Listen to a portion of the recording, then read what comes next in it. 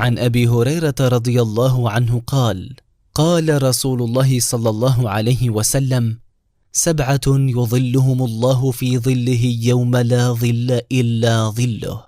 الإمام العادل، وشاب نشأ في عبادة ربه، ورجل قلبه معلق في المساجد، ورجلان تحابا في الله اجتمعا عليه وتفرقا عليه، ورجل طلبته امرأة ذات منصب وجمال فقال: إني أخاف الله، ورجل تصدق أخفى حتى لا تعلم شماله ما تنفق يمينه،